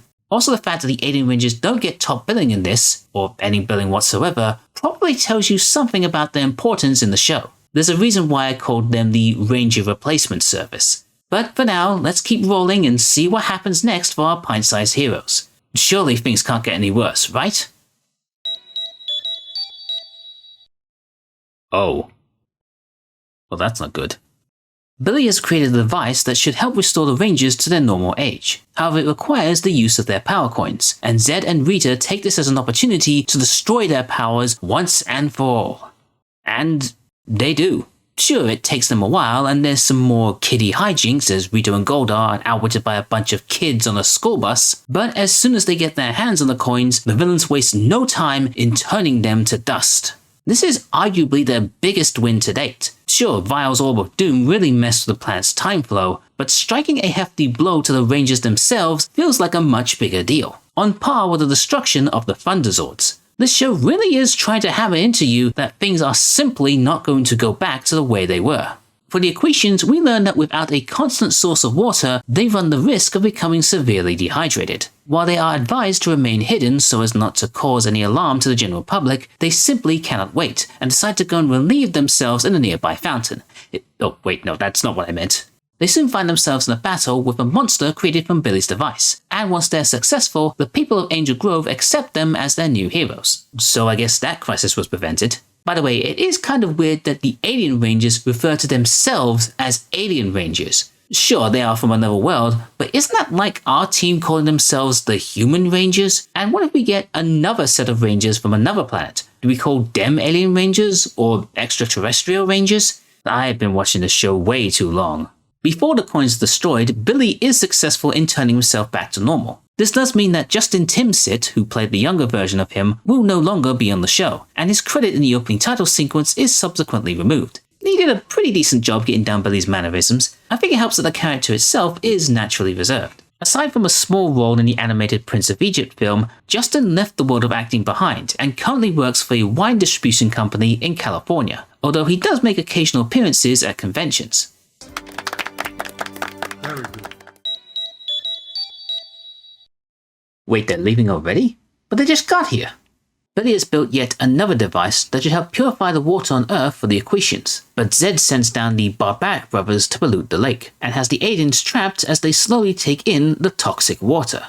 So the main point to take away from this is that the Alien Rangers can't stay on Earth and they have to return to their home planet. They make a big deal about this, like we're not going to see them again, but spoiler alert, we do. It seems like the distance between Earth and Aquitar is just a hop, skip and a jump, making this endeavor by Billy to help acclimatize the aliens to their world rather pointless. If they kept this idea for the entire run, maybe introduce a reason for why they can't return home, then we might have something that suggests a sense of urgency. Instead, it's more like, okay, I'm popping home for a bit, see you later.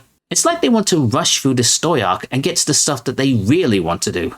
Other than that, the rest of the episode is just typical aliens learning about Earth culture stuff. They become fascinated with ice creams and popsicles, and are so enraged when they see Bulk and Skull fishing that they use their alien powers to straight up bully them. Okay, I understand that you might be offended by the concept of fishing, being as you are from a mostly underwater planet, but come on, they were minding their own business. Even as kids, these guys can't catch a break, let alone any fish. Yeah, this is just a standard subpar episode with monsters that sound like surfer dudes. Hardly worth talking about.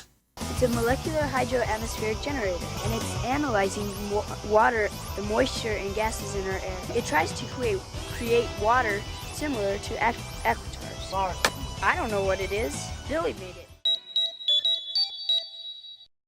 Wow, there's so much of Bulk in this episode you'd think he directed it. Oh yeah, he did. The Rangers have a fun day at a water park until Bulk and Skull start to cause trouble. Seeing their mischievous nature, Rita and Zed decide to turn Bulk into a real monster, Brat Boy, and once again the Rangers are faced with a dilemma of stopping a monster without hurting their friend. So yeah, this is the first episode to be directed by Bulk's adult actor, Paul Schreier. During filming of the Power Rangers movie, he and Jason Narvi expressed how they felt like they weren't being used that much, so the producers decided to let them help out the crew on the set of the main series. Clearly it worked out well for Paul because he got to direct a handful of episodes during his time, including this and the next one, and 3 during the Turbo season. In fact, he was pretty busy with this episode because he also provided the voice for Brat Boy and even made a brief on-screen appearance when Bulk is turned back to normal. He really put in the work to make this episode, work. And because of that, this is a fine enough episode. It does feel like everyone decided to treat themselves to a day at the water park and thought, hey, while we're here, let's film an episode too. They even brought Mr. Wilton along as well, who is somehow still the same age as he was before. Couldn't you at least stuck a wig on him or something? The park provides a nice visual difference from the rest of the season, and leads to some creative fight scenes with the Alien Rangers. Told you the leaving was not that big a deal. Though it is bizarre to see them just lounging like they're on holiday. And how are they supposed to drink those daiquiris through their helmets? Brat Boy is, well, a brat. If it wasn't for the danger of hurting Bulk, he's not too different from any other monster. Except for the fact that he is so disobedient, he ends up firing on the Moon Palace after Zed and Rita order him around too much, and they have no choice but to turn him back to normal. Too bad for even the villains to handle. Little brat! Remind me never to have kids! Oh, I wish we could, Rita. God, I wish we could. Despite my misgivings about its overall quality, this episode does help to set up two important arcs for the remaining episodes. The first is that Goldar and Rito are sent on a mission to plant a bomb underneath the command center at its weakest point. This will just have them meandering around a few tunnels and annoying each other for the rest of the season. The second is arguably more significant, as Zordon tells the Rangers that he knows what can help them restore everything back to normal: the Zeo Crystal. While initially it just seemed like another one-off MacGuffin item, the Zeo Crystal now has a much more significant role in the main plot, and by introducing it earlier in the season, fans don't need to be caught up on what it is or how powerful it might be. This really is the season for long-form storytelling. Despite the pieces being sent through time and space, Zordon has managed to pinpoint their locations so the Ranger kids can go and retrieve them. Coincidentally, the location happens to tie into the Rangers' individual ancestries. Billy will stay behind to monitor their progress. Okay, this actually does bring up an interesting point. Where are the kids' parents during all of this? I know we don't really see them that often, but we are sure they exist, right? Because why would they be okay with their precious little angels disappearing off the face of the earth for an undisclosed amount of time? Surely they would have questions about what they get up to and why they keep hanging out with this strange man who claims to be Tommy's uncle. As a matter of fact, what about Billy's parents? They must be losing their minds over where their son has gone and why his room is now currently occupied by some unknown adult, I mean teenager, who's building flux capacitors out of the prizes in his breakfast cereal and bringing home a new girlfriend every Saturday. Either they don't seem to care anymore, or maybe they never had parents to begin with. Perhaps I should start calling them the Mighty Orphan Power Rangers. Anywho, the Ranger kids accept the challenge despite the dangers they may face, and Zordon declares that the Zeo quest has begun. And here is the beginning of the Zeo quest. The Ranger kids jump into a portal that sends them through time, with Rocky arriving somewhere in Mexico and learning that his piece of the crystal is located inside an active volcano. Meanwhile, Lord Zed sends down his old friend Witchblade to battle the alien Rangers, but things start to look pretty dire when they are unable to call on their Battleborgs. This is kind of a meh episode, to be honest. It's not helped by the fact that there are like 3 or 4 plots going on at once, so nothing really feels fleshed out. The Equation story only reveals that they can communicate with fish, naturally, and that Zed's brain has probably been out in the sun too long, as while he stops the Rangers from calling their Battleborgs, he apparently forgot that they have other Zords that they can use. The Equations just call on the Shogun Megazord and one-shot the monster. Maybe you should install a lid on that crown of yours. Keep your brain from spoiling. There's also minor stuff from Bulk and Skull, who basically fangasm over the aliens, and a short bit from Goldar and Rito as the former leaves a trail of popcorn to prevent him from getting lost, but becomes infuriated when he finds that the latter has eaten it. Like I said, very minor stuff. Rocky's journey is the most interesting story, if a little simplistic. He meets a young boy named Pablo who shows him the way to the volcano. Once there, it's a simple case of climbing down and retrieving his Zeo subcrystal, which he does. I don't mean to just diminish the very brave thing that this young boy was able to accomplish, but I was hoping for this journey to give us a little more insight into his character. I mean, we do learn that Pablo is actually Rocky's grandfather, meaning that Rocky is of Mexican descent, which does tie in with Cardenas' Hispanic heritage. But it doesn't really tell us much about who he is as a person. It's cool that he got to meet his ancestors, but not much else comes from it. That's somewhat disappointing. What is interesting though, is that when he retrieves his subcrystal, it glows a bright blue. Now that's not his color. What could that mean? Come on down to the Angel Grove Car Wash. We'll clean your aliens for free. As Adam continues his quest for the Zeo subcrystal, Billy prepares a device that should reassemble all the pieces into one again. Unfortunately, his work is momentarily halted as he is kidnapped by Zed's latest monster, the Arachnofiend. The main highlights from the Equation story comes from the 2 main fight scenes, both having very different vibes to them. The battle with Arachnofiend inside the cave is rather dark and creepy. I appreciate that they dressed up their usual cave set to match the theme of the monster, although when they switch to the Sentai footage, I can't help but notice the bodies wrapped up and hanging in the background. Did they not think that might be a little too disturbing for this show? Who are they meant to be anyway? Is that what happened to their parents? The battle in the car wash is the exact opposite. Well, I'd call it a battle. It's more the Tengas getting beaten up by the car wash. I have to admit, that's a new one for me. Though I must say seeing a half-naked Tenga was not on my bucket list. Adam's journey brings him to Korea, where he's told that he should seek out a legendary figure named Kyogi. Along the way, he's pestered by a strange old man, and you can pretty much put the pieces together from here. I quite like Kyogi. He gives off an energy very similar to Yoda from Empire Strikes Back, messing around with his young protege and calling him Little Frog, but delivering sage wisdom that helps to steer him on the right path. He's a really fun character, and I wish he could have stuck around a bit longer. Of course, he leads Adam towards his subcrystal, which glows a bright green when he retrieves it. Curiouser and curiouser. No Bulk and Skull this episode, but we see Golden Rito play a game of noughts and crosses, and somehow wind up back at the entrance to the caves. Hey, maybe you can call Zed and Rita and have them draw you a new map.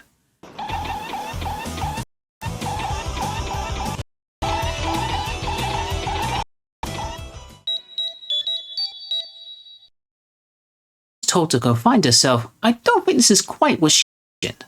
As Tommy and Kat begin their quests for the subcrystals, Billy continues to look for new ways to help rehydrate the Aquitians, and learns from them about a dark malevolent force from their homeworld, one which Zed and Rita have a keen interest in. We get 2 Ranger Kid quests in this one. Kat returns to her home country of Australia, or rather they pretend she's in Australia by showing some leftover clips from their time filming there. We also see Catherine Sutherland make a brief return in 2 different roles, as both Kid Kat's guide, Agatha, and later on as an old lady asking for help. Of course, she decides to put the old lady's needs above her own, and her kind sacrifice is rewarded with her part of the Zeo Crystal. It's a good lesson to learn, but Kat never struck me as someone who was selfish enough to ignore others that needed help. I mean, wasn't that the point of her redemption arc from earlier in the season? Also, the makeup team could have done a better job of making Catherine look like an elderly woman. This must be what Generation Alpha think millennials look like. And I guess this is what they think baby boomers look like. Tommy's journey takes on a more spiritual aspect to it. He meets a Native American man named True of Heart, who helps to guide him to his part of the crystal by giving him somewhat vague advice about looking into his own heart. The whole thing seems to play on old stereotypes about Native American culture, but it does help that True of Heart is played by Frank Salcedo, a veteran actor and actual Native American. It helps to soften a little. Of course, Tommy retrieves his crystal, which bright red, but he's also given an additional item, half of an arrowhead, and told that when he finds the other half, his personal quest will be complete. Man, they are really setting up a lot for next season. Let's hope nothing bad happens in the final 2 episodes. As for the Alien Rangers, Billy makes another water device for them. I guess they decided not to use the car wash anymore. But some Tengas end up wrecking it. Nothing that special really. However, Billy does ask Sestro about what villains he had back on Aquitar. Makes sense, they are Rangers after all. Naturally would have their own baddies to fight. Sestro tells them about the arch-enemy of the Alien Rangers, a creature known as Hydrohog, the Emperor of the Dark Waters. Ooh, that's a good title. Zed and Rita like the sound of him and decide that they should invite him over to deal with their mutual enemy. They send out a message to him, but it's intercepted by the Rangers at the command center. Oh well, I guess we're never gonna see this Emperor of the Dark Waters then. I mean, it's not like they can just send out another signal. Only 1 piece of the Zeo Crystal remains to be found, but with Golden Rito having accidentally activated the bomb, it looks like things are really heating up as we head into the final 2 episodes.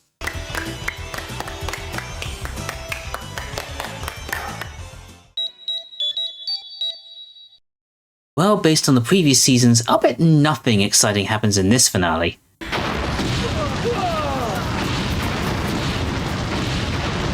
Oh, I stand corrected.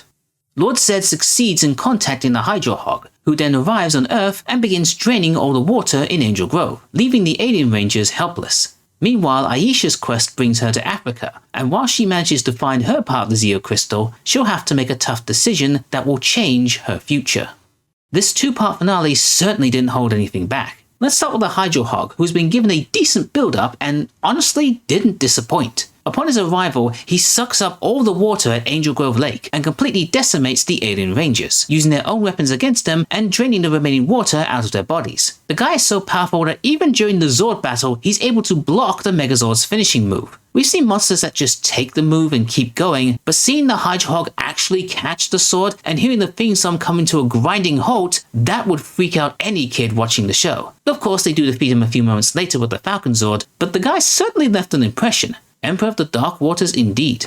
While the battle with Hydrohog is intense and exciting, Aisha's story has a more somber approach, for many reasons. She arrives in Africa and is almost attacked by a lion, but is saved by an orphan girl named Tanya, who brings her back to a village where she receives her subcrystal. But while she's there, she learns about a plague that has been affecting the local animals, causing them to become sick and aggressive, especially towards the village. When Zordon is able to contact her, Aisha tells him that she's decided to stay in Africa and put her veterinary skills to work in finding a cure for the animals, with Tanya taking the crystal back in her stead. It was certainly a shock at the time to see another Ranger leave the series, and on such short notice. It's not clear exactly why Karen Ashley decided to leave the show, but a few reports have suggested that her departure was because she, quote, could not handle the production scheduling, which would make sense. As we've covered before, this is a non-union production and working conditions were far from the best. She was apparently told that she would get a proper send-off, including a farewell scene with the other Rangers, and a story arc similar to what Amy Jo Johnson had been given. But for whatever reasons, that did not come to fruition. Her only scene in the finale had the Rangers watching her in the viewing globe, not even saying goodbye to them. It's a really sucky way to end your run. Also, apparently Aisha's decision has changed the course of her family's history. I don't know exactly what that means, but I'm just going to chalk it up to Power Rangers once again pointing and laughing at logic. There's not much to say on her replacement Tanya. We get a bit of backstory about how her parents were explorers and that they disappeared while on an expedition, leaving her in the care of the village. This probably explains why her accent is noticeably different from the other natives. The grown-up version of her is played by Nakia Baris, and we'll get to know her more next season. With the Zeo Crystal now complete, the world is turned back to normal, including Bulk and Skull. However, while the Rangers go and say goodbye to the Equations, Goldar and Rito, having successfully planted the bomb, appear inside the command center and take the Zeo Crystal. After the Rangers return and discover what has happened, the bomb goes off and the whole building is rocked by explosives. It's a harrowing scene as Zordon and Alpha tell the Rangers to evacuate and then begging them to come with. Everybody's screaming, Billy's hit by an exploding console, and Alpha's cries of distress are, even today, still quite disturbing. The closing shot of the Rangers staring at the ruins of their former base, their powers, friends, and mentor most likely gone, and Tommy saying that this might be the end of the Power Rangers is a chilling way to end the season. Of course, we know how things turned out, but still, hell of a conclusion. That's kind of undermined by the outtakes playing right afterwards in the end credits. Come on, what are you doing here, Power Rangers? Talk about emotional whiplash. And with that, we've reached the end of Season 3, and indeed the entirety of Mighty Morphin Power Rangers. It's the shortest season yet at 43 episodes, as well as the most compact since the episodes originally aired between September and November, with a 2-month break before the final 10 was squeezed out in February the following year. Just like Season 2 felt like an improvement over Season 1, Season 3 felt like an even bigger improvement. There were a lot less filler episodes this time, as the majority of them were contributing more towards the overall narrative, and the ones that didn't felt like a nice come down before the next big storyline. And there were a lot of big storylines as well. Aside from the 3-part opener that mostly served to introduce a new Saban product, we had the arrival of more new villains, the destruction of the Thunder Zords, the Rangers getting new powers and new Zords, a 9-episode saga that would see Kimberly bow out from the show and introduce Kat as her replacement, another new set of Zords, and a battle between Zed and Tommy. Heck, we even got storylines that would tie into the next season and an entire mini-series to help with that transition, since things are going to be a lot different going forward. But that's a topic for next time. This also felt like the first stable season of the show. With its popularity already cemented and a clear understanding of how their format works, the writers and producers were able to create darker and compelling storylines whilst mixing in the energetic action scenes and over-the-top Sentai footage. It also helps that the majority of the Sentai scenes primarily came from one source this time, as opposed to half a dozen. Having said that, they still focused on a lot of American fights, even after they introduced the new suits. It proved that they didn't need to rely on the Sentai footage as a crutch, and allowed them to be a bit more experimental by staging fights in new, interesting locations that weren't just simply parks and quarries. The Tengas were also a nice change from the putties. While the OG henchmen will always be a favorite classic, there's not too much to distinguish them from the foot soldiers we'll see in later seasons, other than the fact that they were the first. The Tengas, however, not only look cool and intimidating, but also bring more comedy and personality to fights. They can respond to the Rangers' quips and dish out a few of their own, and can sometimes be seen as more intelligent, as they have thwarted a few of their plans as well. Sure, the fights can sometimes be a minor distraction and just a way to pad out the runtime of an episode, but I'll never get tired of their battle theme, nor its self-deprecating lyrics.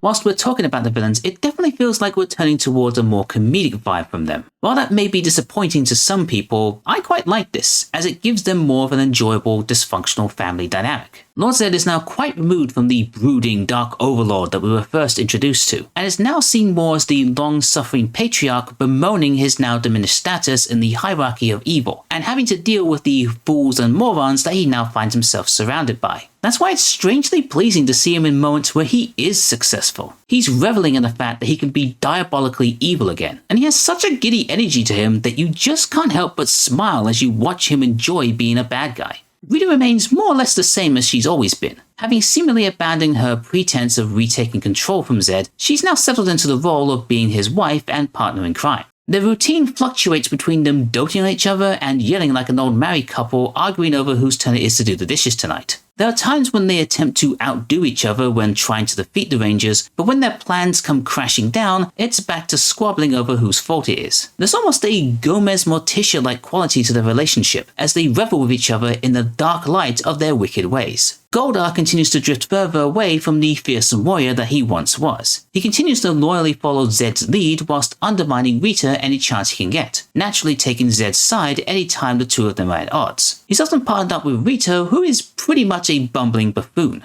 The two can make for a formidable force at times, but for the most part, they now form something of a comedic duo, with Rita making wisecracks and messing things up, and Goldar being the straight man becoming exasperated by his constant nonsense. For the limited time he had on the show, Master Vile left a fairly good impression. Of course, he was responsible for 2 major story arcs, but keeping with the dysfunctional family idea, he certainly fit the role of the disproving father-in-law, constantly looking down on Zed, wondering what Rita sees in him. Whilst he does have a wicked streak to him, he can be impatient, stubborn, and liable to throw tantrums at failure just like the rest of them. Like I said, a short time on the scene, but one that undeniably left a mark. Fencer has settled back into his role of being occasional monster maker for his lord and queen, and once again, Squat and Babu were just there. I think maybe they did a couple of things for the villains this season, but since Goldar and Rito make for better comic relief now, their roles are now even more pointless. Spoiler alert for the next season, but they disappear pretty quickly.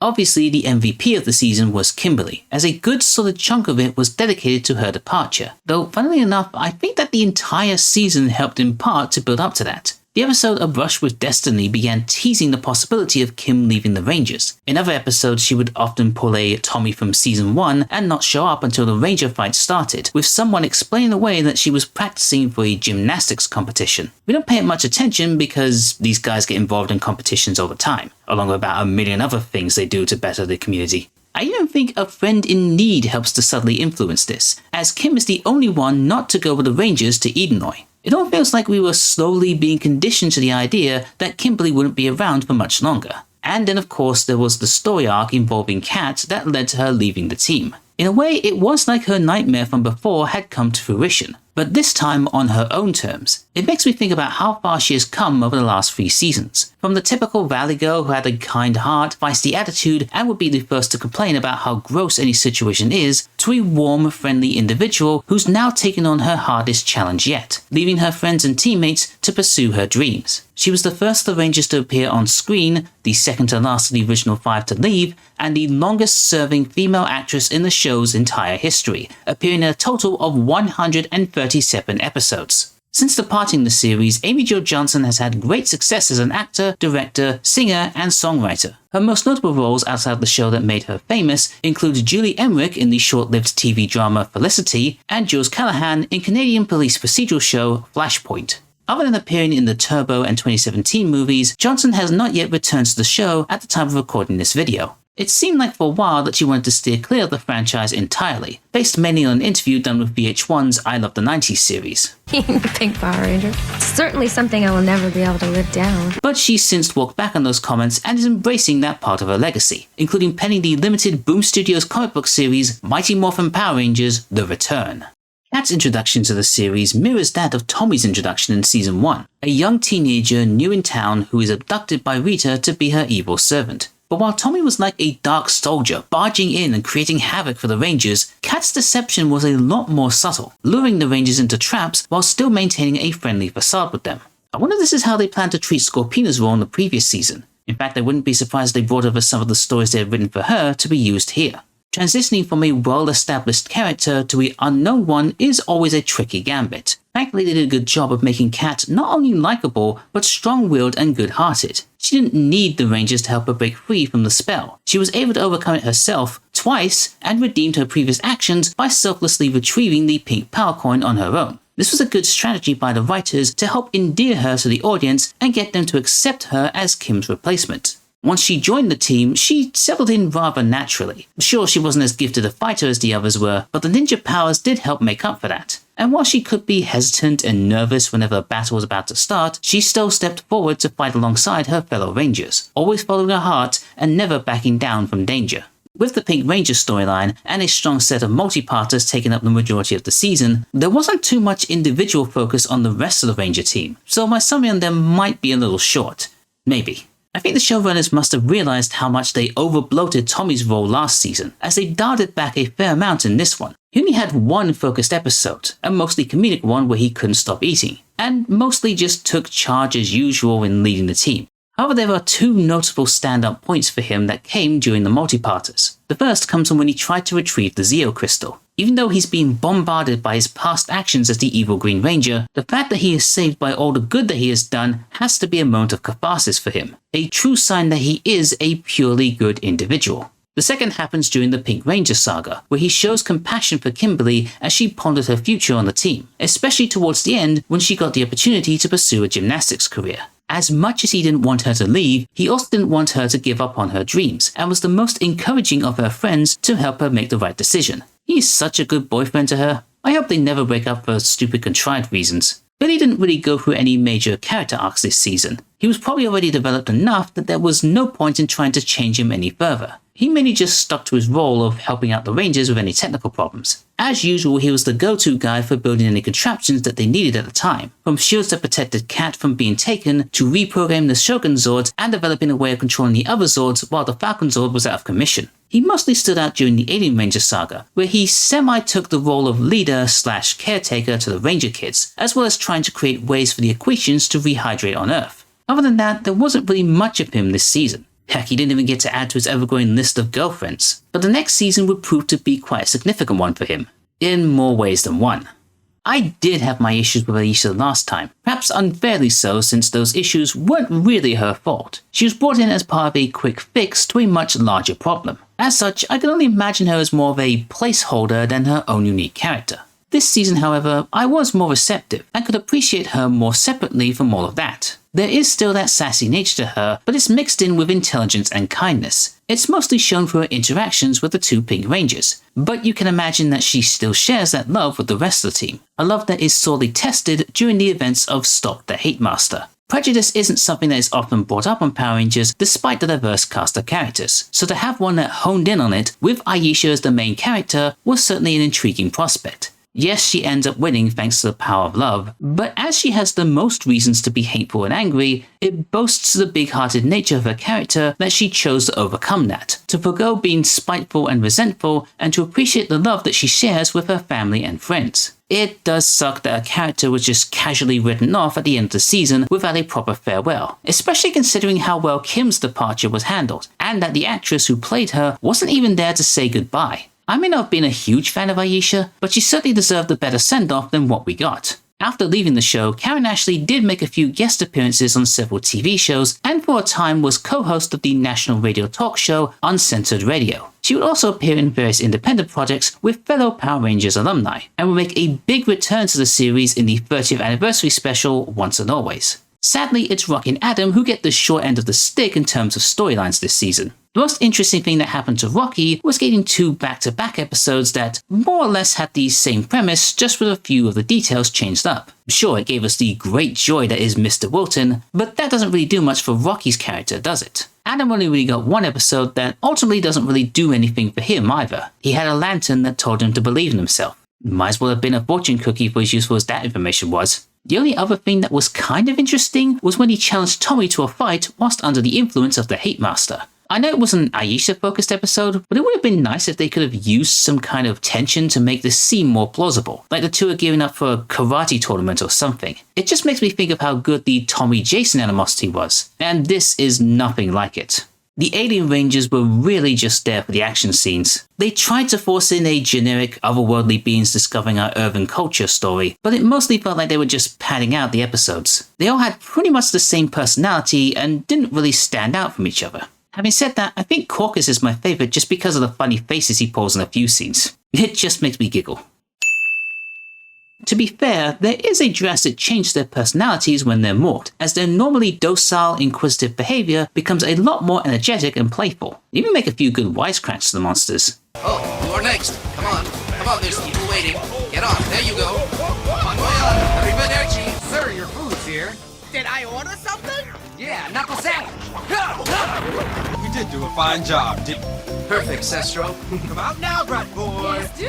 Get waterlogged. It's just a complete character turnaround. But yeah, I don't think anybody's going to be putting them anywhere near the top of their favourite Ranger teams. If you're someone who does, let me know why, I'm kind of curious. Season 3 saw the next step in Bulk and Skull's journey to becoming true heroes. While they did initially join the police force just as a way of picking up girls, they quickly abandon that motivation as they take their jobs rather seriously. The one wonders if that is them taking pride in their work or being afraid of disappointing Lieutenant Stone, who, like I said, didn't get much character outside of being the straight man to their antics. There's no real change to their bumbling nature, but rather now it's more directed to helping out their fellow citizens. Sure, they would often end up screwing up an assignment, and one time even catching themselves committing a crime, but there were times when they were successful at their jobs, like when they recovered Adam's missing lantern, or when they caught the car thief that they accidentally helped to steal Kimberly's car in the first place. Speaking of their relationship to the Rangers, it is obvious that the animosity they once had is no longer present. Sure, they're not exactly best friends, but they're supportive and understanding of each other.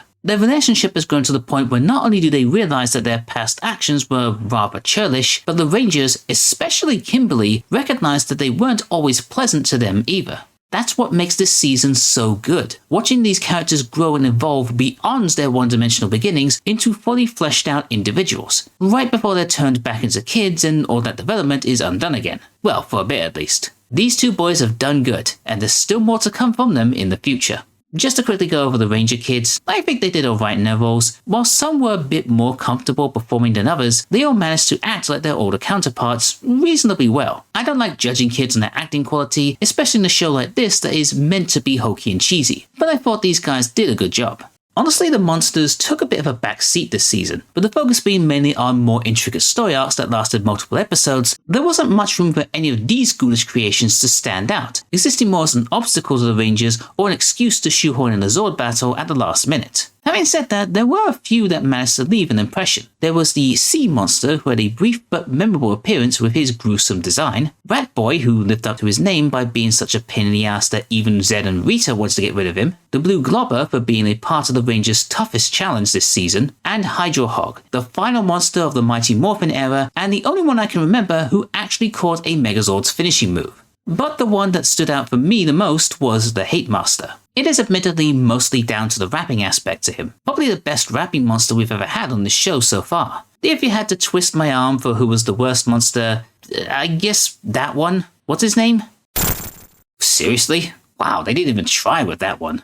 It was kind of hard picking the worst episode from this season, since a lot of them did tie into the big overarching stories, and a lot of the ones that didn't have them had something interesting about them. I finally narrowed it down to two, Final Face-Off and a Chimp In Charge. Now, the latter did just focus on a random monkey a whole lot and rarely did anything funny with it. Even Bulk and Skull got next to no laughs out of this premise. However, the former was just flat out dull. A very pedestrian, by-the-numbers type of episode. Every other filler story had at least one interesting thing going for it. A cute little chimp, a ravenous ranger, a car chase, an out-of-control love spell, a nightmare about the future, a borderline psychotic teacher, a Christmas special that didn't make me want to tear off my ears. Even Adam's specific episode had some kind of main focus. But this one was just another run-of-the-mill Power Rangers story. It'd probably fit in well with the earlier seasons, but with one that is stacked with so many great stories, it didn't stand a chance.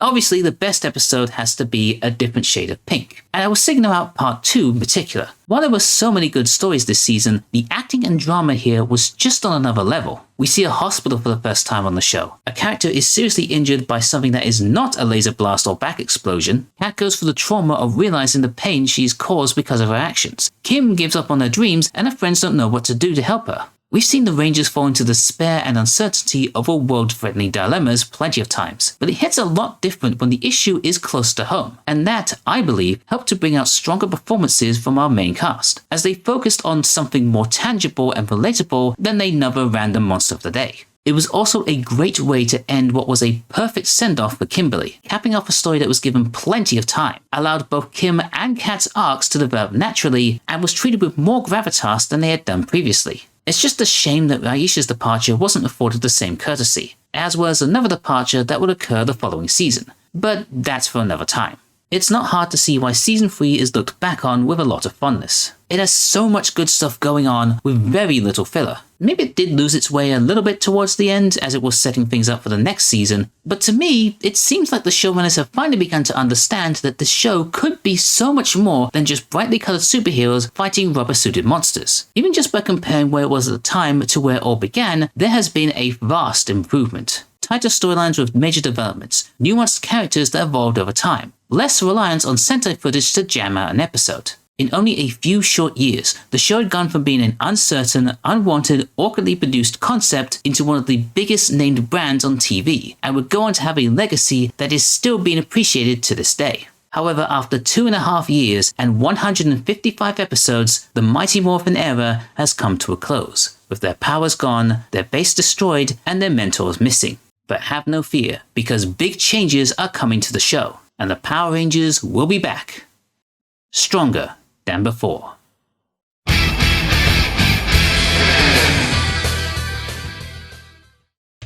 Hi everybody, TeknoBoy here. Thank you so much for watching my review on Season 3 of Mighty Morphin Power Rangers. I do apologize for the audio quality in this one. I don't know what happened there, but there was a lot of breaks in the audio quality for my voiceover, particularly when I said the name Cat for some reason. I'm guessing it's probably that hard K sound or something. There was an issue with that kind of thing. I don't know, I'm going to have a look into what that is and maybe try something a bit different. But yeah, with this, I've covered all 3 seasons in the Mighty Morphin Era, and so logically that means I'm moving on to Zeo now, which I'm particularly looking forward to because that was always one of my favorite seasons of Power Rangers as a kid. And there's certainly a few episodes in that I would love to revisit and see if that series has held up in quality over the years. But in the meantime, again, let me know if you watched this whole video in one go, if you had to break it down into different parts. No judgment or anything, just very curious to see who's done that. And also let me know some of your favorite moments from Season 3, or all of Mighty Morphin Era in particular, what you might have liked about that. And of course, don't forget to like, share, and subscribe, all that good usual stuff. And I'll see you guys next time.